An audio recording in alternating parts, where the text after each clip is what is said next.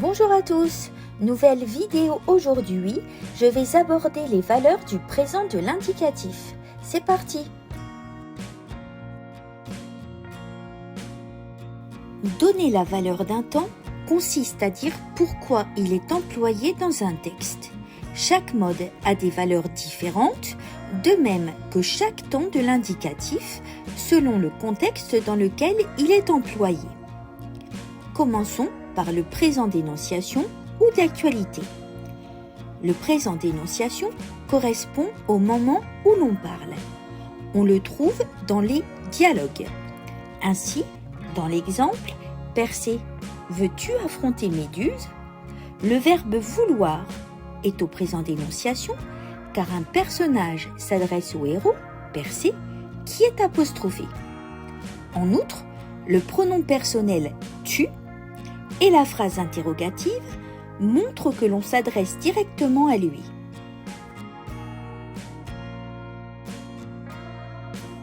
Passons au présent de vérité générale. On l'utilise pour des faits toujours vrais. On trouve le présent de vérité générale dans les formules mathématiques. Un angle droit mesure 90 degrés. Ou encore dans les définitions. Les mythes sont des histoires fabuleuses qui mettent en scène des héros, des monstres. Le présent d'habitude ou de répétition. On l'utilise pour des faits habituels, des faits qui se répètent. Dans la phrase « Tous les ans, le Minotaure dévore de jeunes Athéniens », l'habitude est exprimée grâce à l'indice de temps « tous les ans ». Le présent de narration. On l'utilise pour raconter des faits passés au présent. Il permet de provoquer un effet de surprise et de rendre l'action plus vivante dans un récit. Observons l'exemple. Le monstre allait l'attaquer. Hercule s'empare de la massue. Dans la première phrase, l'imparfait est utilisé. Le monstre allait l'attaquer. En revanche, le présent de l'indicatif est utilisé dans la deuxième phrase. Hercule s'empare de la massue.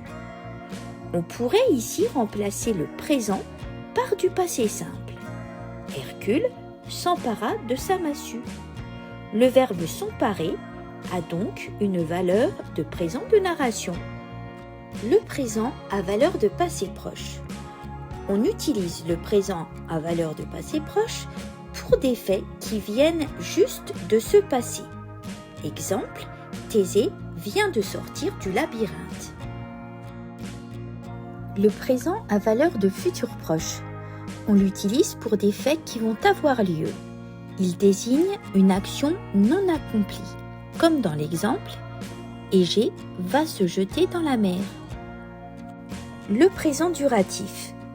On l'utilise pour une action qui dure, une action qui a commencé mais qui n'est pas limitée dans le temps. Exemple, ils combattent depuis 2 jours. Le présent duratif exprime une action en cours. Le présent d'hypothèse.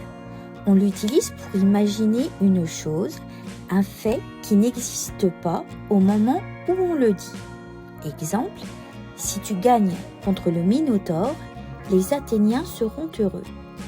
L'hypothèse, formulée au présent de l'indicatif, est introduite grâce au mot subordonnant « si ». Le présent de description. Comme son nom l'indique, il sert à décrire.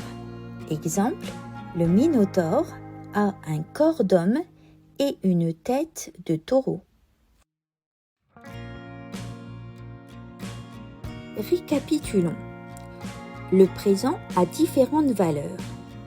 Présent d'énonciation, il correspond au moment où l'on parle. Présent de vérité générale, on l'utilise pour des faits toujours vrais. Présent d'habitude ou de répétition, on l'utilise pour des faits habituels.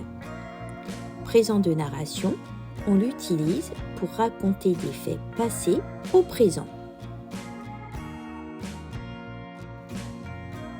Présent à valeur de passé proche, on l'utilise pour des faits qui viennent de se passer. Présent à valeur de futur proche, on l'utilise pour des faits qui vont avoir lieu. Le présent duratif, étendu, pour une action qui dure, une action qui a commencé mais qui n'est pas limitée dans le temps. Présent d'hypothèse, pour exprimer une hypothèse. Présent de description, pour décrire.